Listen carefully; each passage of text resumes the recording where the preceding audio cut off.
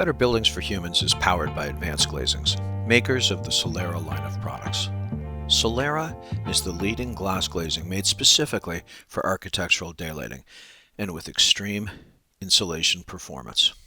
Learn more at advancedglazings.com. Hello, and welcome to this week's episode of Better Buildings for Humans. I'm your host, Joe Menchefski, and this is the podcast where we take a look at the impact that the built environment has on our health, our wellness, our productivity, and our general joy of being alive. And of course, we always talk about sustainable design as well. This week, I have a very interesting guest. I've got Karen Parzych from the SLAM Collaborative, and we're going to go on a really cool journey and learn a little bit about the design of health and medical education facilities. And very specific, we're going to talk about the design of a school for osteopathic medicine. This is going to be cool. Okay, Karen, hello and welcome to the show. It's great to have you. Thank you. Thank you so much for having me. Happy to be here. Oh, it's a pleasure. Look, let's take a moment and allow our listeners to get to know you a little better. Tell us why you became an architect and tell us about the journey, the path that led you to become, that led you to SLAM and led you to become passionate about the design of places for health science and medical education. Sure. So I grew up in Northern Virginia, not too far from Washington, D.C., and then went to Virginia Tech for architecture school. I had a really great experience at Virginia Tech, lots of great faculty. Met some of my lifelong friends there who all practice all over the country. Through the alumni network, a Virginia Tech alum here at SLAM hired me when I graduated college. And so I moved here to Connecticut at the time. And I've been here ever since. The first project I was assigned to when I started here was originally in the healthcare studio, but we were awarded a medical education building, the new Dell School of Medicine at University of Texas at Austin.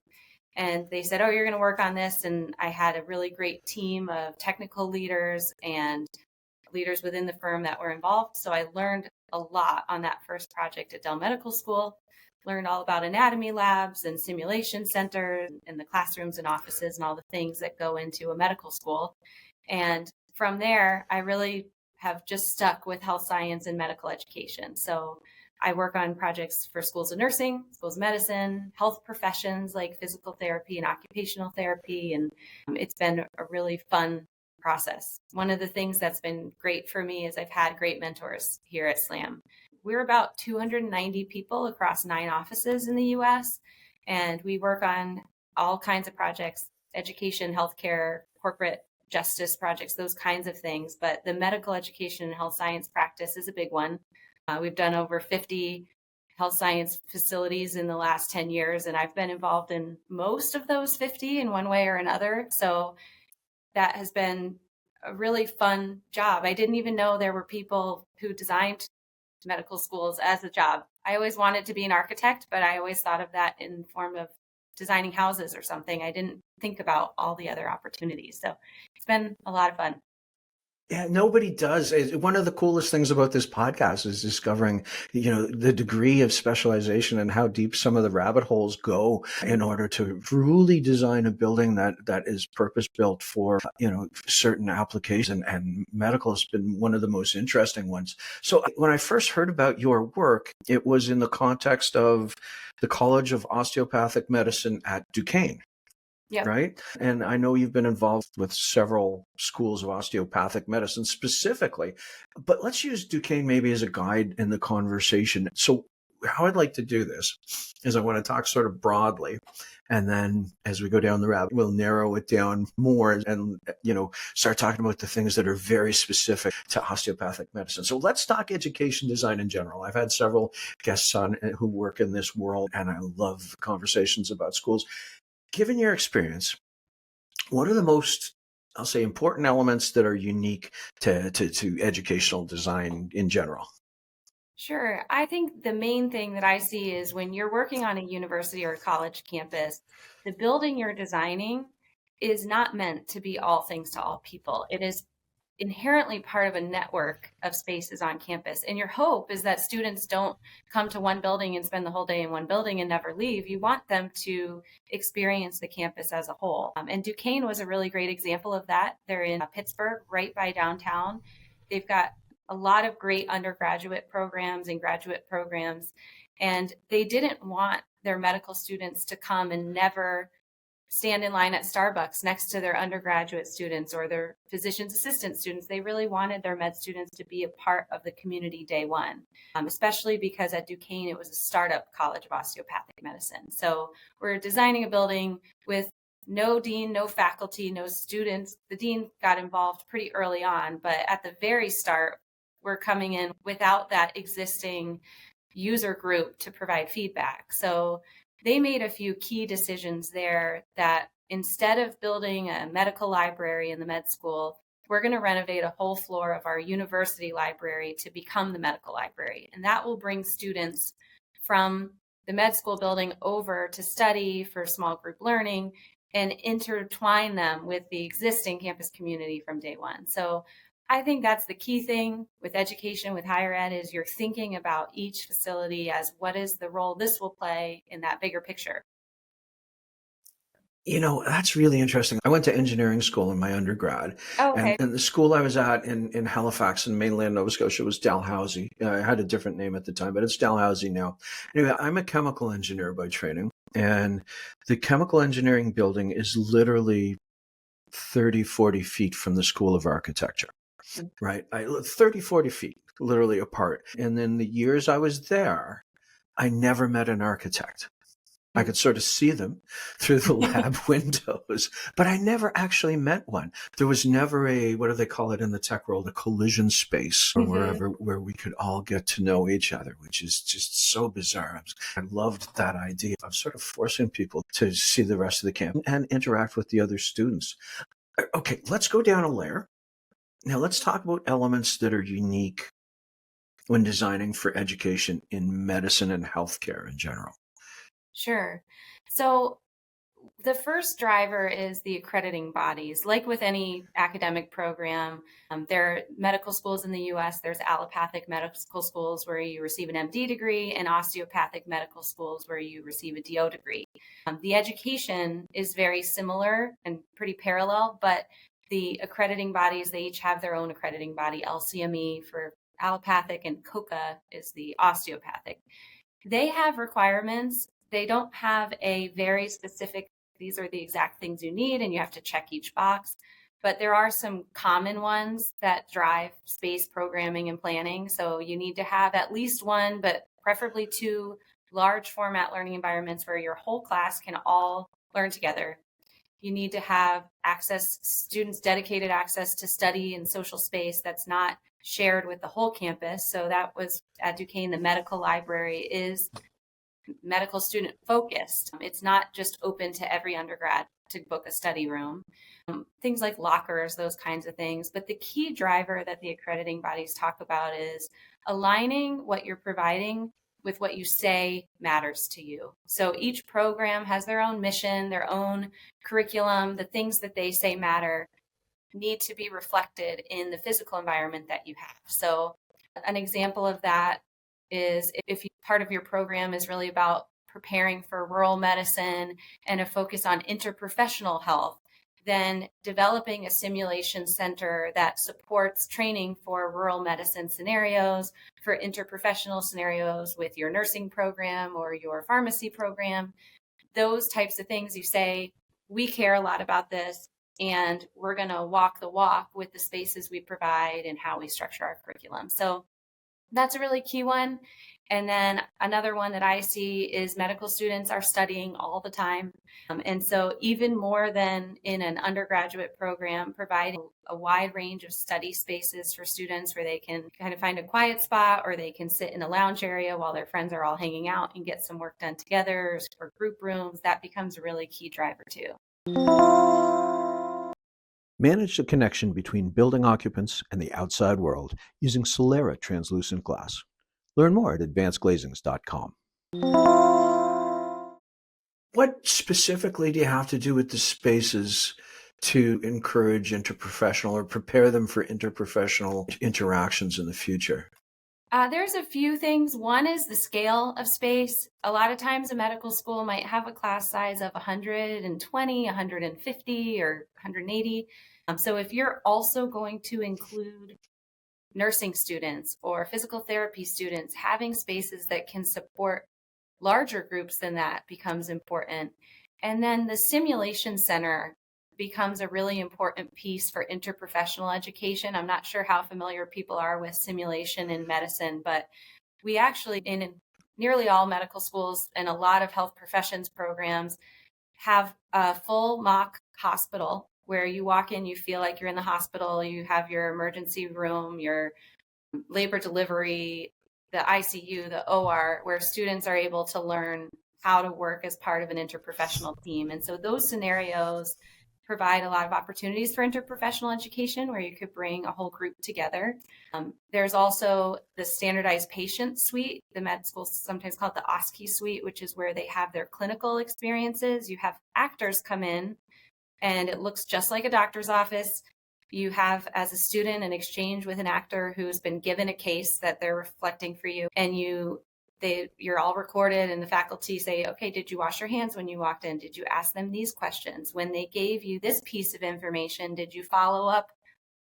Did you follow that rabbit hole in the right direction based on the information they had to give you? And so all of those environments provide a really great opportunity to put into practice the real clinical setting where you aren't operating in a vacuum. You have other professions parallel to you that are operating. And so those are a really great opportunity for that. A lot of times we see that as a specialty event. There may be a few interprofessional events over the course of a semester where you get to take all the things you're learning and put them into practice. I've heard a really good analogy at a simulation conference I went to that if you think about simulation and healthcare training as someone preparing to play baseball, you have your batting cages on the baseball team where you're practicing a very specific skill over and over and you're perfecting it.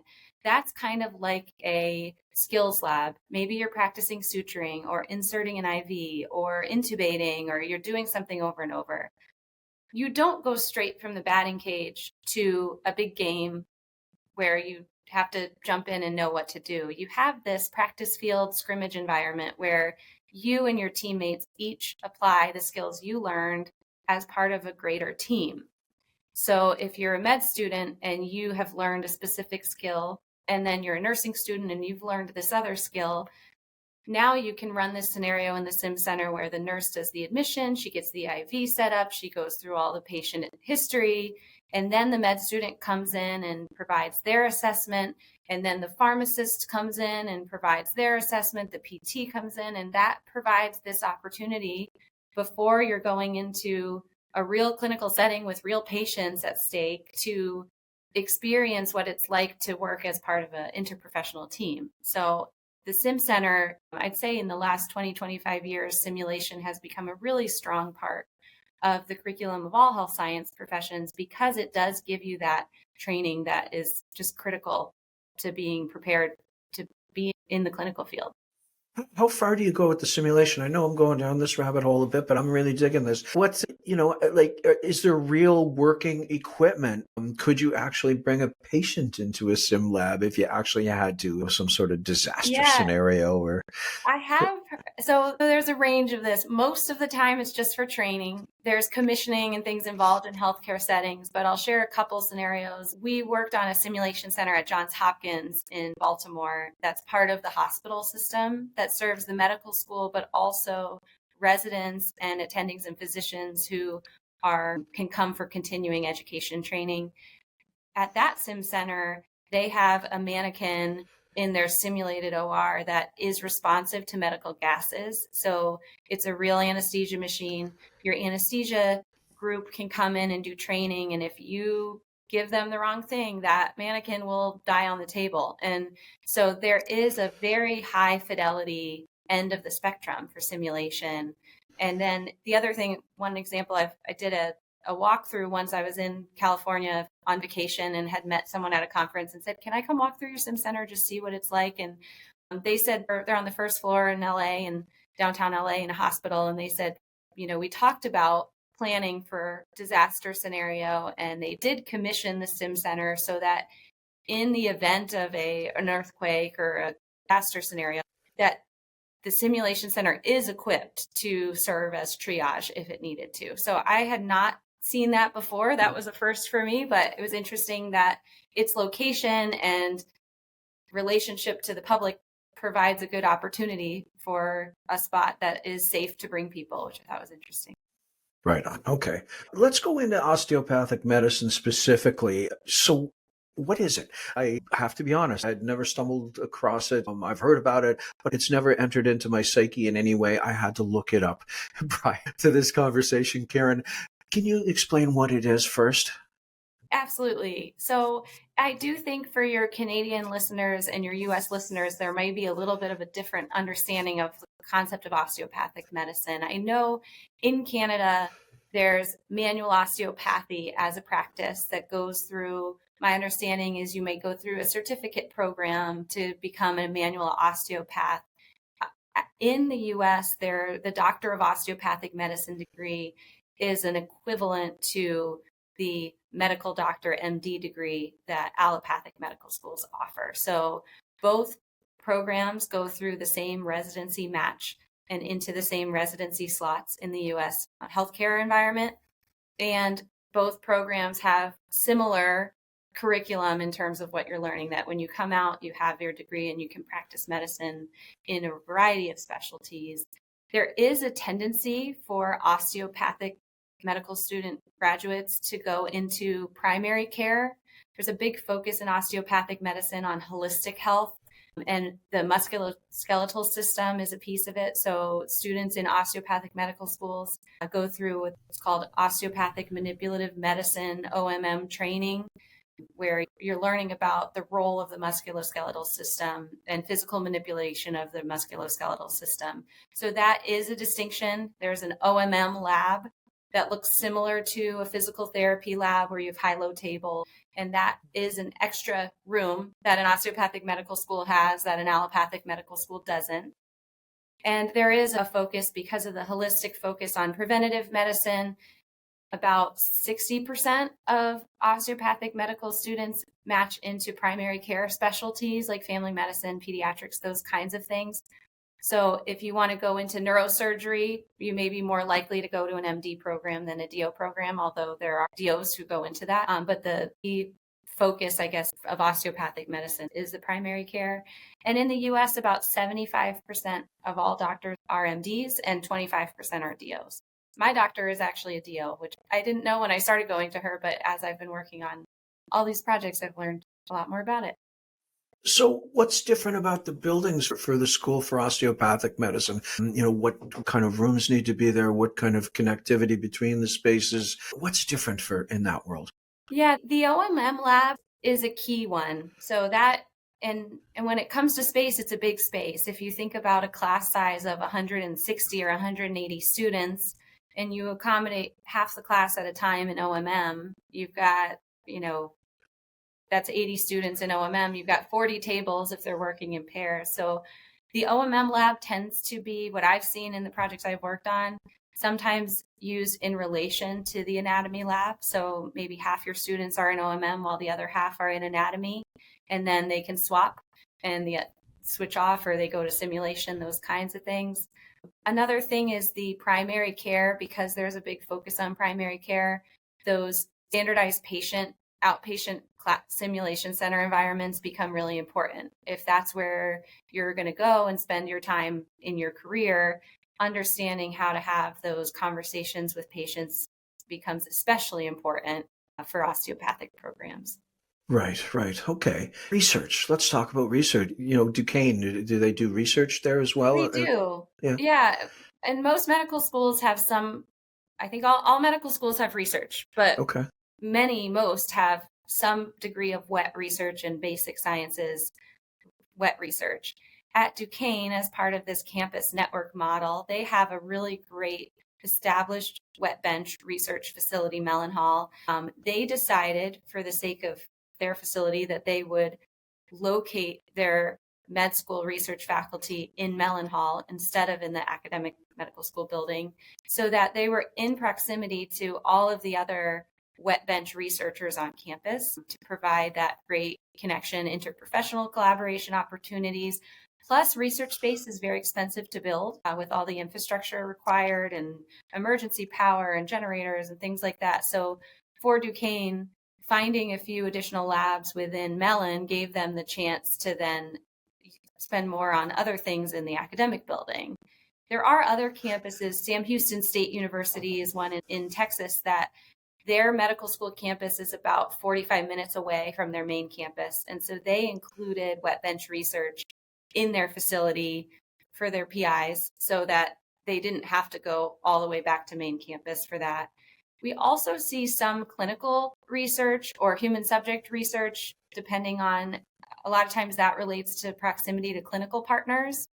If you're connected to a really established clinical partner that's got clinical trials being undergone, the medical schools can be involved in that kind of research. And then I'm trying to think of any others. I guess the other thing I'm thinking about with research is just that a lot of the research that happens now is dry and translational research, population health and public health, and researching how to improve the social determinants of health and health outcomes. That is a lot of big data research and office space instead of wet bench space. So in these wet labs, I mean, are you dealing with viruses and things like that? Like, does it need to have its own unique HVAC, Yeah. airlocks, all that sort of thing? Yep. And actually, it was interesting during COVID. So Sam Houston State University opened its first class in 2020, and we all know how that went. And their wet bench research focused for a while on some research associated with vaccine development. So they didn't have live virus in their research lab, but they were focused on some areas of vaccine development. So the wet bench labs do tend to have tissue culture rooms and the sterilization rooms, microscopy spaces, those kinds of things. A lot of it depends on the faculty that are recruited and what their interests are and what direction they're heading with research. And so we design, when there are faculty on board already, we design to the lab types that they need. In a startup program, and we have lab planners in our office that design flexible labs that can adapt, and they always have to purchase more equipment once faculty are on board because there's specific areas of research that they want to focus on. And you can't plan for everything, but we build in the infrastructure for a wide range of wet bench research at the beginning. Right on. Probably running some big, thick electrical wires in there too. Yes. I guess some of Yeah. that gear, it draws pretty high amperage. I've Yeah. seen, And some of it in action.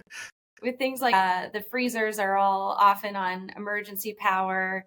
They're, especially Houston is it's Sam Houston, it's hurricane prone area and power outages are pretty common. And so Right. you can't lose your samples that are in a freezer to a power outage. You've got to plan for that ahead. So that's something we always do as well. Introducing Solera Reserve from Advanced Glazings, making luxury homes even more beautiful and more healthy using cool, controlled natural light.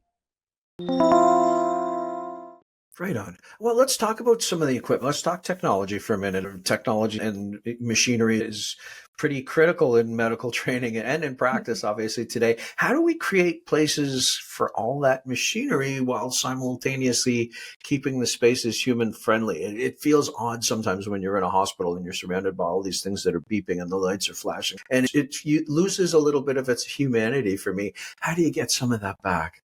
Yeah. So for medical school training, one of the big pieces of technology that has changed a lot in the last few years is the adoption of virtual and augmented reality for anatomy training.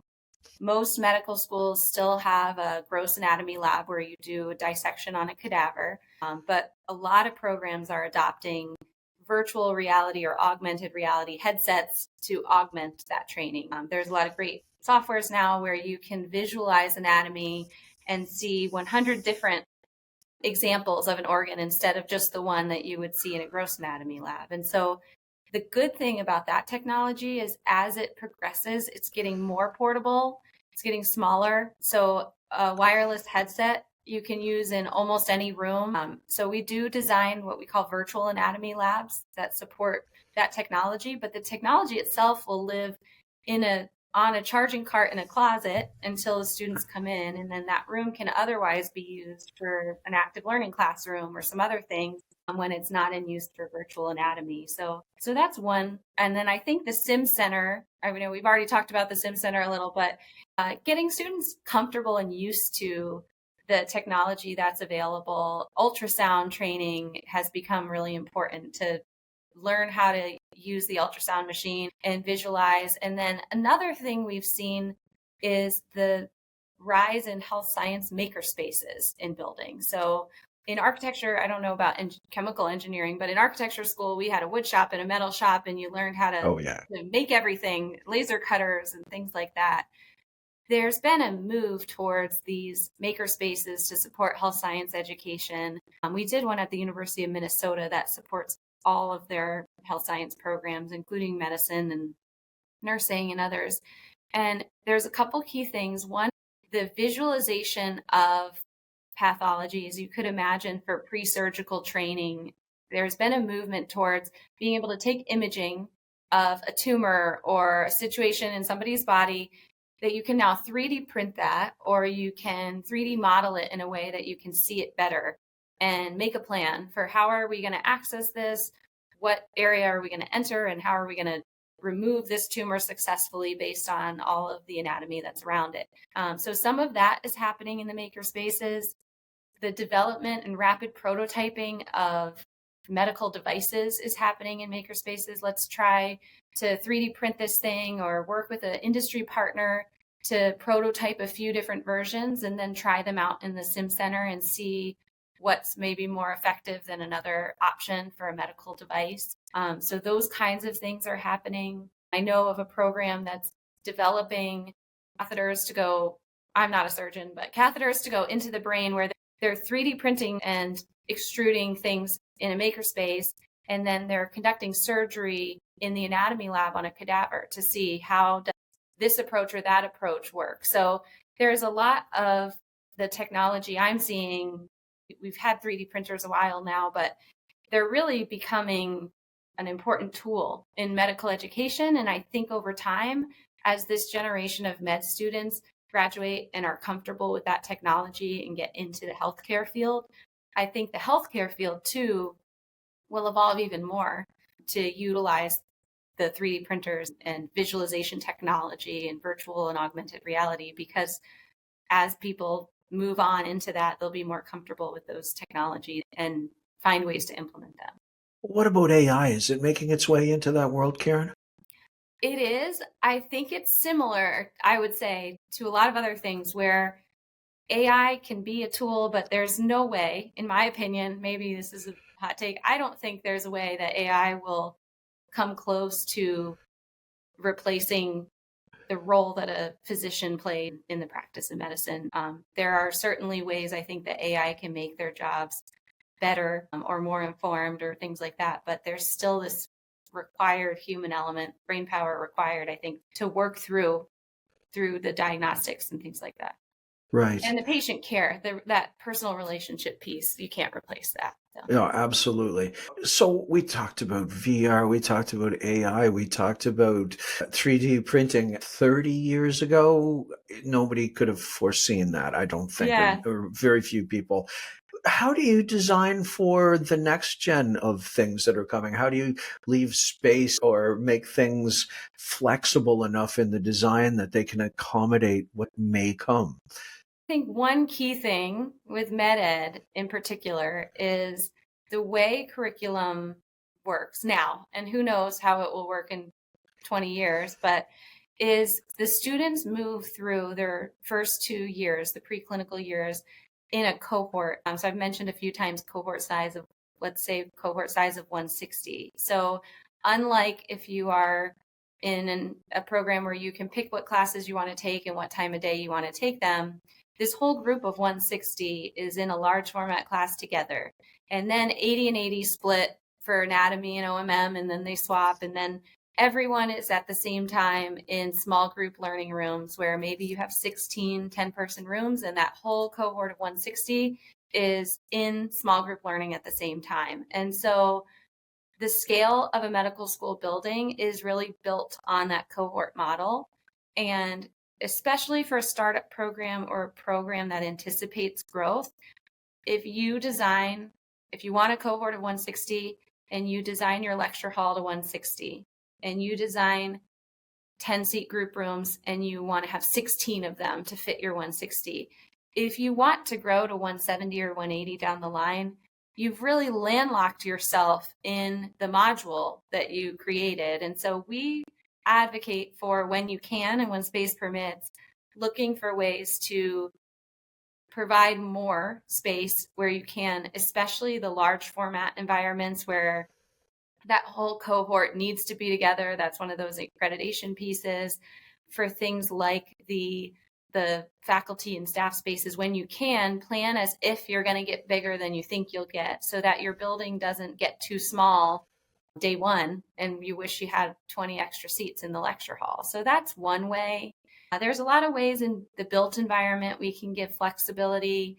I know you've probably heard this about the differences between flexibility and adaptability. There is the flexible piece, operable partitions, or having a room be reconfigurable for different types of activities. The adaptability side of thinking about how might we want to renovate this in 5 years or 10 years because something changes. Those kinds of things. One is raised access flooring. If you've got a lot of floor power and things like that, it gives you some flexibility to reconfigure later. We've done some terraced style lecture halls. They're not the steep rake style where everybody is on top of each other, but we've done some where you have 2 rows per tier so that your students can swivel around and work in a group together across 2 rows. Some programs have said, we're not sure we're going to want to keep it forever. So instead of pouring concrete, we've done cold form metal framing. So if in 10 years you want that to be a flat floor space, you can rip all of that out and do that. Another thing we've done is the specialty environments tend to want to be in the med school. General classrooms you want to have, but they could be elsewhere on campus if you needed to send a group. And so one thing we did at Springfield College, which was for the health sciences, physical therapy, occupational therapy, physician's assistant, there we built a teaching lab, a high-low teaching lab, and a mat table, cardio, applied science lab.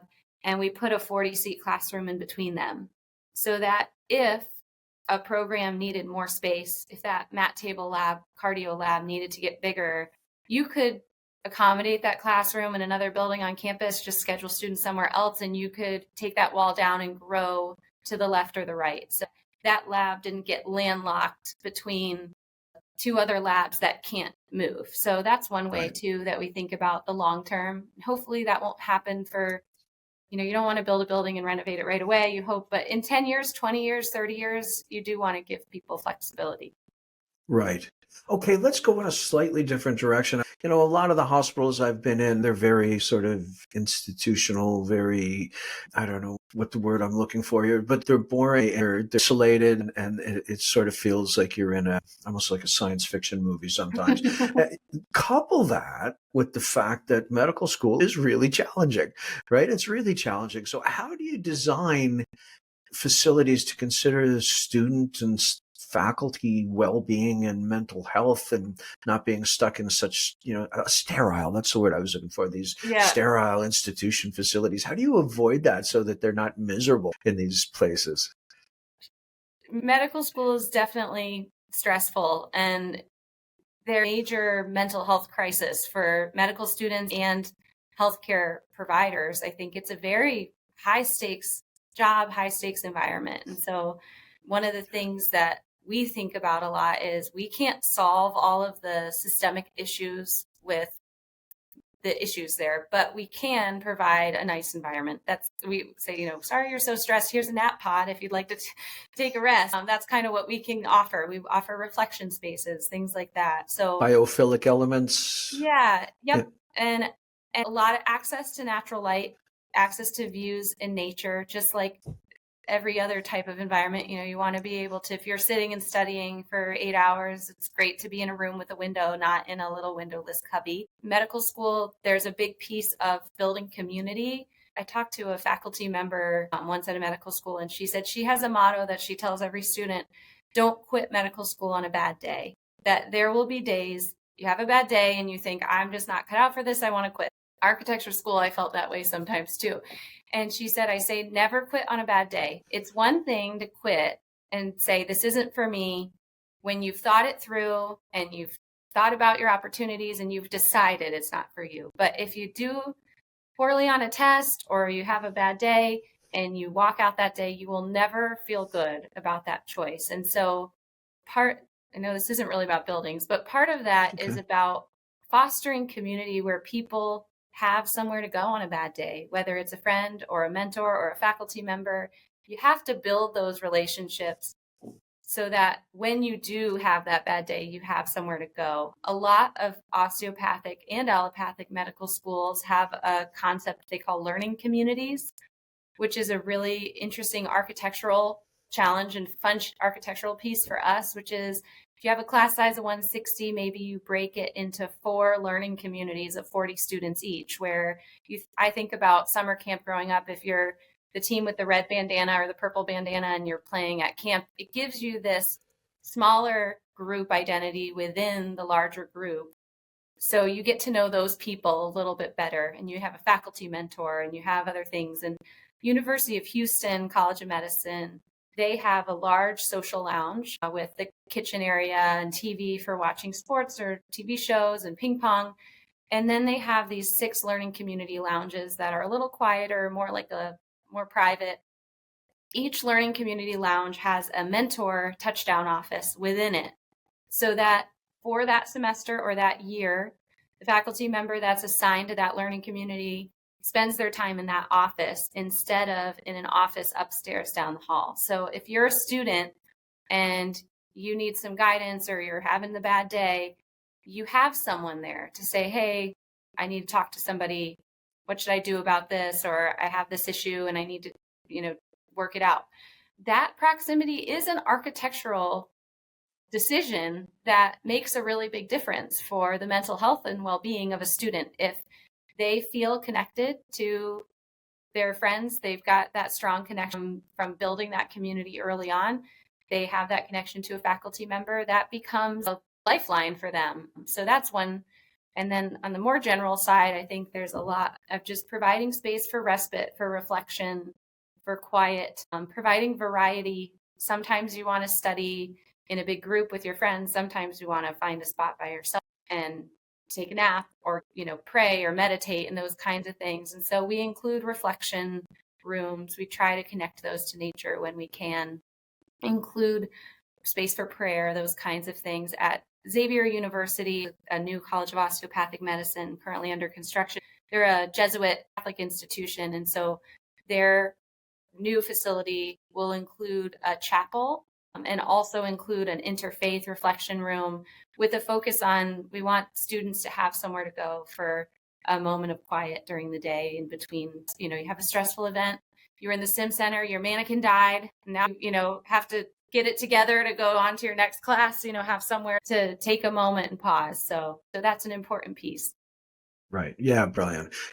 Okay, this just popped into my head, and I can't believe I never thought to build this into the standard questions for you. So I'm catching you off guard a little bit, Karen, but I'm going to ask, do the universities ask you to make the buildings beautiful? Do they want Definitely. it to be, yeah, they still want it to be a showpiece. They still want it to, to be a source of pride?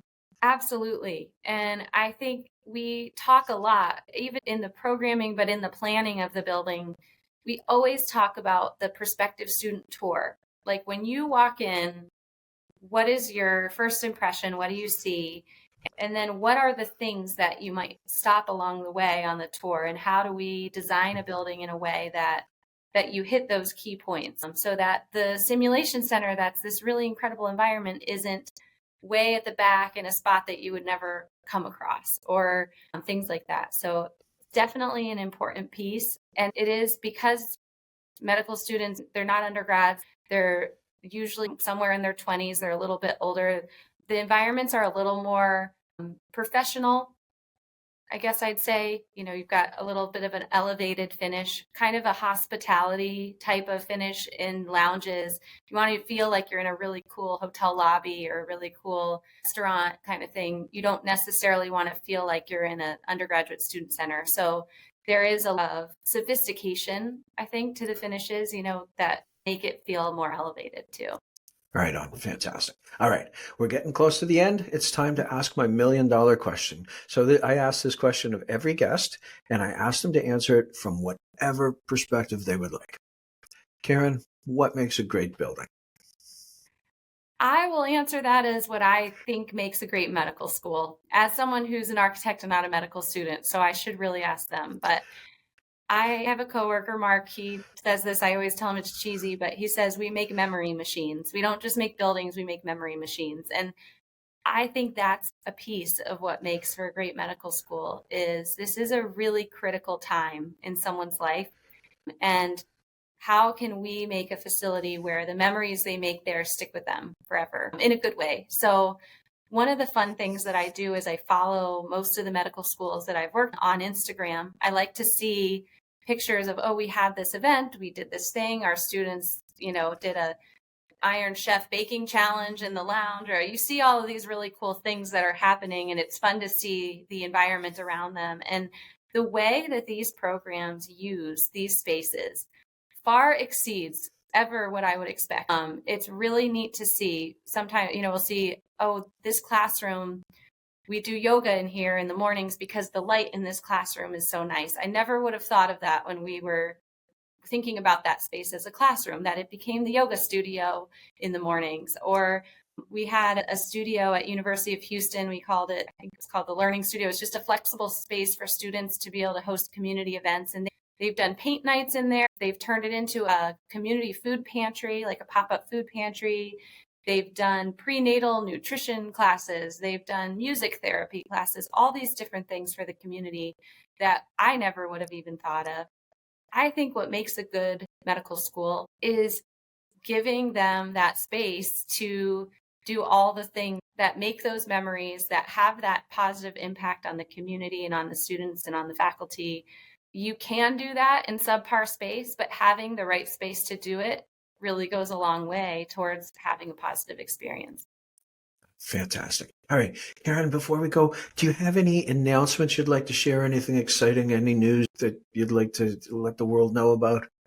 I can't think of any exciting announcements. I guess a couple things I can say. I do an article that will be up on SLAM's website about this topic of medical school design. I think it's called Wellness Focused Medical School Design. So that's a link we can share in the show notes if people are interested in a little more on this topic. For sure. And I always welcome people, if you're an architect and you're interested, or you're working for a medical school or a university, anyone is welcome to connect with me or contact me, send me an email.